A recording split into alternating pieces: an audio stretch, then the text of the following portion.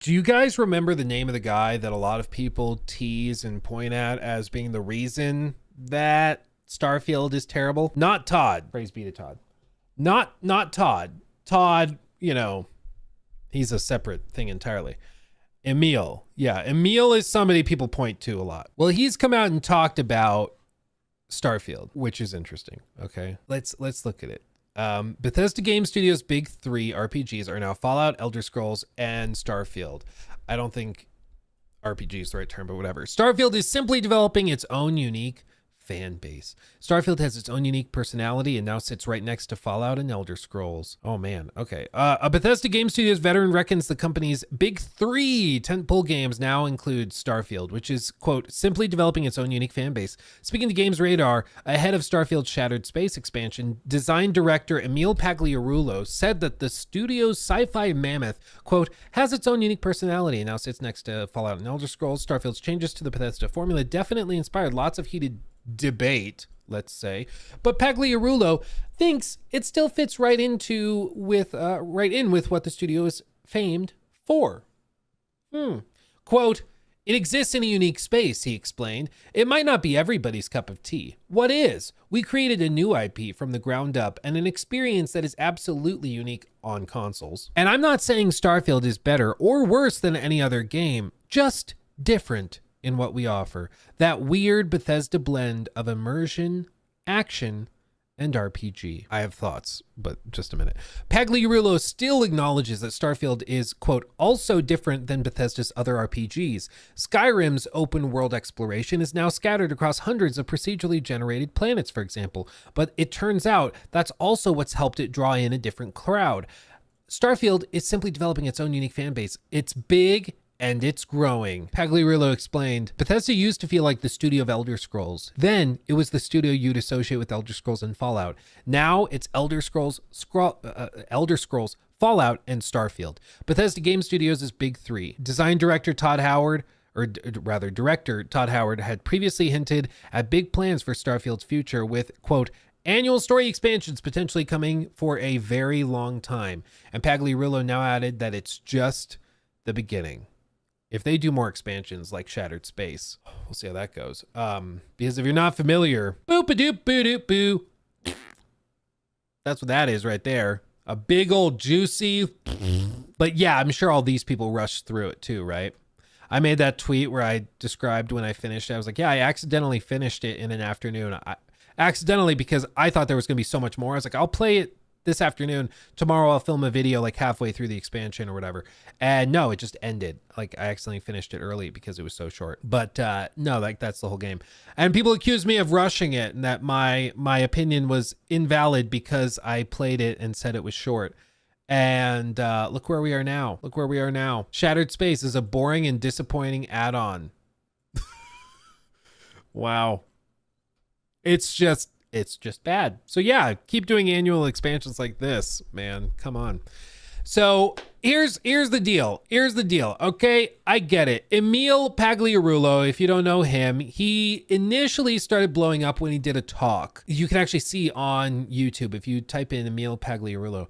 If you get Emil Pagl, at least for me, speech is the second topic. And this is because there's videos, specifically this one, where he did, I think this is the whole talk. Yeah. This was at Infinite, which is like a developer conference. And he basically gave a speech about the design philosophy and the approach that Bethesda has with stories. This is all the way back 8 years ago in 2016 after Fallout 4, when he's talking about their approach to making games there. And there's a couple of really interesting tidbits here. You know, let me see if I can reviews here. Just listen to this. Does this not tell you everything you need to know about Starfield? Just listen to this. Mark of being a real, that's not the end of being a video game developer. Because the true mark of being a real developer is, as every developer knows, is waiting for reviews to come in, right? It cut out, but waiting for reviews to come in. And then reading the reviews, of course, and hopefully, if you get lucky, ignoring the reviews, right? Thank you very much, guys. That's how he finished his speech. The mark of every developer is waiting for the reviews, reading the reviews, and he shows a guy curled up in a ball, and then ignoring the reviews, hopefully ignoring the reviews. Right. And then reading the reviews, of course, and hopefully, if you get lucky, ignoring the reviews. If that does not perfectly explain what's wrong with Bethesda Game Studios, I don't know what will. It's like a joke, but it's a joke that reveals the attitude. Like, this is supposed to be funny. Like, yeah, we ignore the reviews. That's what people have been saying you're doing, and you're like joking about it. But I don't think he's joking. I think this is one of those jokes that's like, it's funny because it's true. It's one of those, you know? And I think it's because Maddie, in his review of Shattered Space, he said on his Twitter post, he was like, how is this an answer to the criticisms of the base game? It's not. Because they didn't read the criticisms of the base game. They're not interested in the criticisms of the base game. They are happy with how it turned out based on their standards, and they don't feel the need to change anything. I thought there were signs they were changing some stuff, like, oh, the city maps or the rover. They added that stuff. That seems to be a response to criticism. Maybe they actually will answer that criticism in Shattered Space. But Shattered Space demonstrated very clearly that they're just totally not interested in responding to critiques or criticism. They will keep doing whatever they want to do. So Emil, after this speech, kind of started going around. They, in various ways, people started taking clips of it and talking about all of this. And it was specifically in terms of the writing, where he was like, this right here. This is a really good segment that explains again why the writing in Bethesda games have taken a nosedive since he's taken over. Just listen to this. We're going to write the great American novel. It's going to be this thick. And on every page will be written comedy and tragedy, and it'll be wonderful. It'll be amazing. And you're going to give this book, this great American novel, to the player. And what are they going to do with it? They're going to rip out every page and make paper airplanes out of them. And they're going to throw them around the room. And they're never going to see your story. Because the story is there, right? But they are going to spend 30 hours making shacks.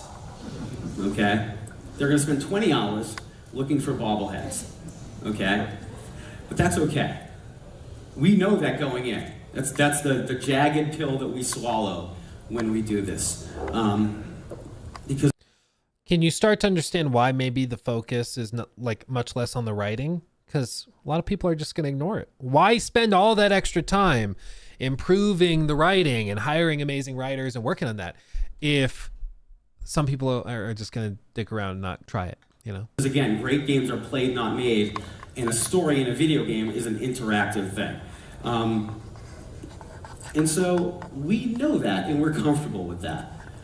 And so for us, we know that the greatest players, the greatest characters in our games are the players themselves, and it's their stories that are important. It's this gal, it's this guy, you know, it's these folks right here. This is who we're making the game for. Yeah, it's amazing. Yeah.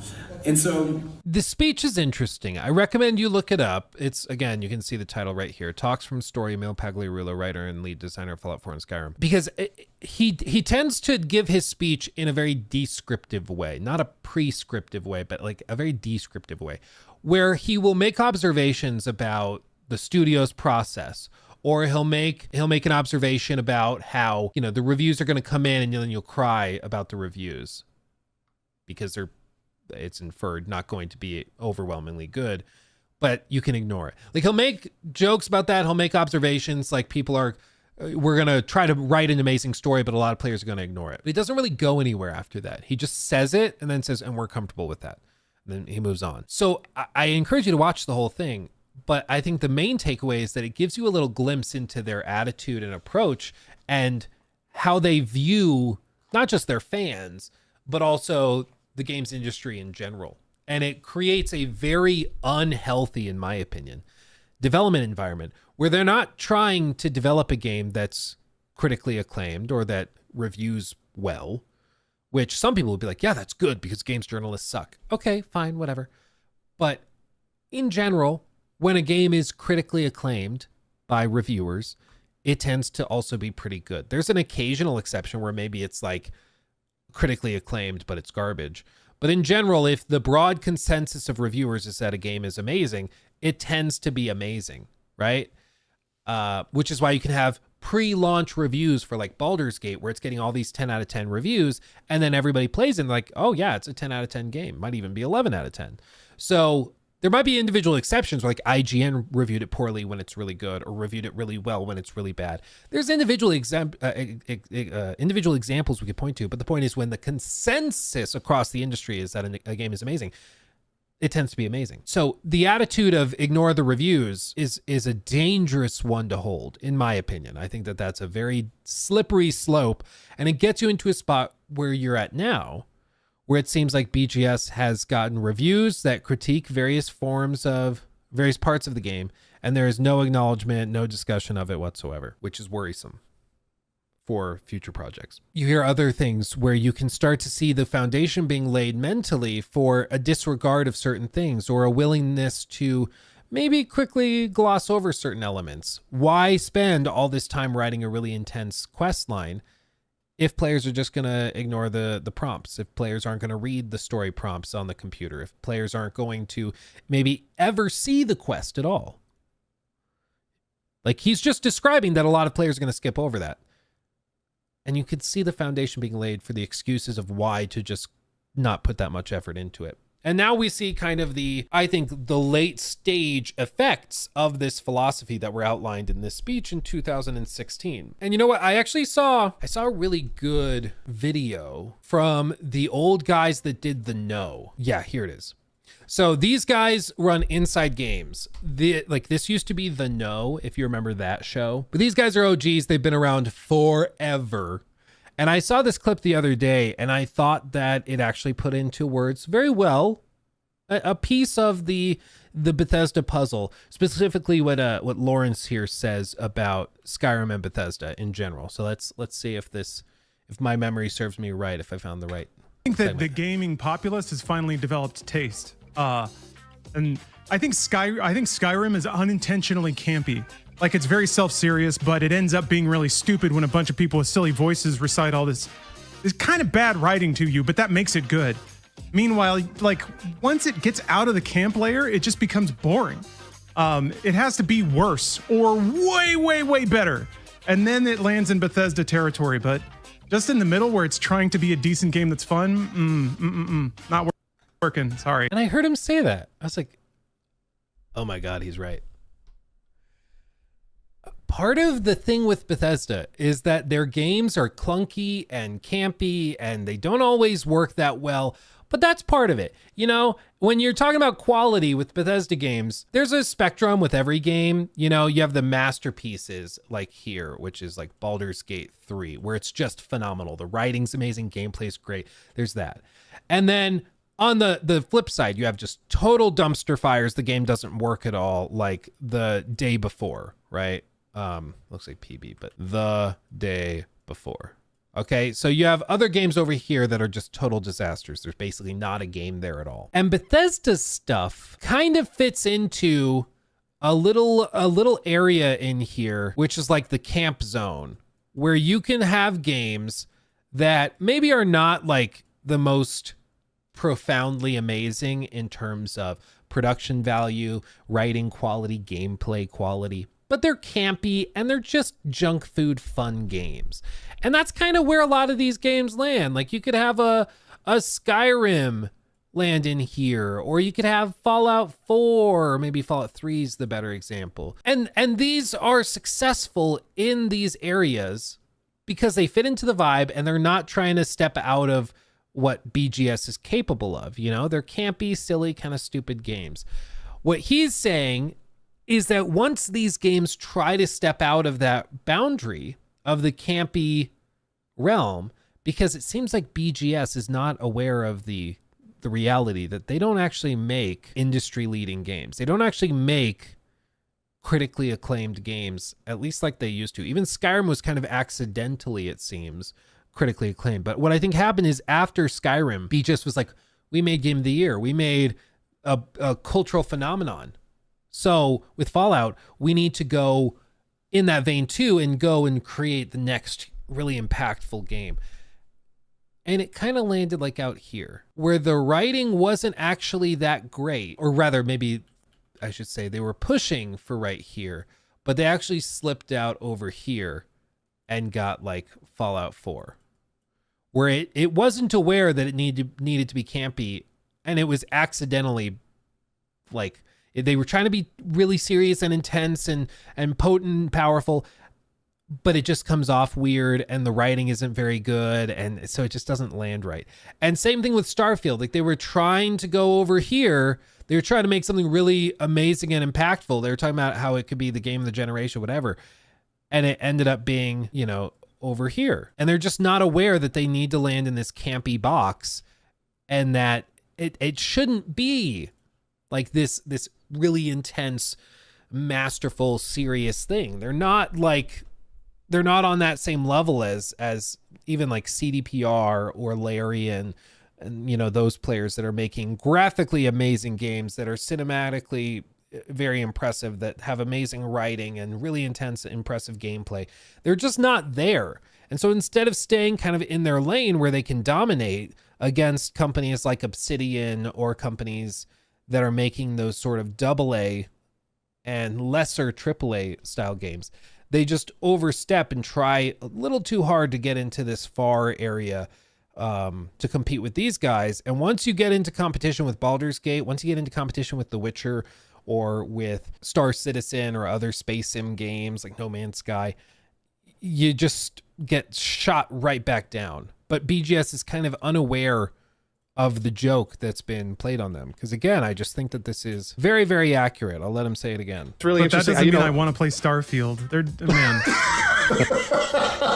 I think that I think that the gaming populace has finally developed taste. And I think Skyrim is unintentionally campy.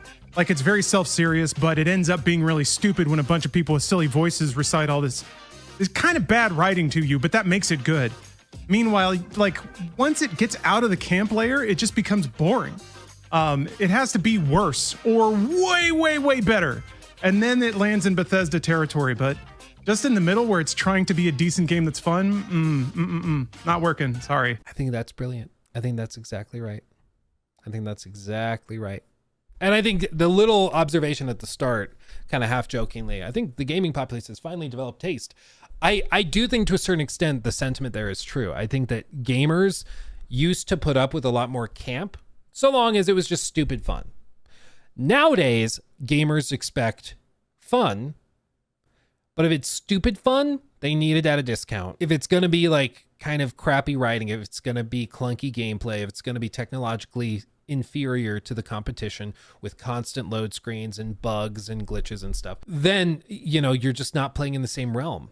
And I think that that's the biggest thing, is compared to the peers, Starfield falls way short. If they could be reviewed or looked at in a vacuum, yeah, it probably would be like received better, but I just don't think you can do that. As for comparing it to Starfield compared to Fallout and Elder Scrolls, I think that is wishful thinking. I think, you know, if they announce that they're making Starfield 2, I think that trailer doesn't do particularly well. But if they released a trailer for Fallout 5, that blows up. What does he mean by camp? Like dumb fun? Yeah, I mean, it's like a campy horror movie where it's like the writing's kind of bad. And it's like, why would the characters do that? You kind of turn your brain off. You're like, oh, because it's a stupid horror movie. Like they're just being stupid. You know, you can hand wave away a lot of stuff when something is campy. It's just part of the fun. It's like, yeah, it's stupid, but it's not that big of a deal because it knows what it is. It's not taking itself too seriously, and that's the key. But the problem for Starfield, and I think Fallout 4 as well to a lesser extent, is that these games take themselves very seriously when they haven't really earned the right to do that. And so they take themselves super seriously, which raises the expectation. And then people with raised expectations play these games and are like, okay, they're not that impressive. Like there's a lot of problems here. And then BGS just sticks their fingers in their ears and go, la, la, la, la, la, la, la. We had more concurrent players than ever. Biggest launch ever. Yes, we're on Game Pass. Ignore that fact. But yeah, we're super successful and nothing improves. So Red Dead 2 is campy? No.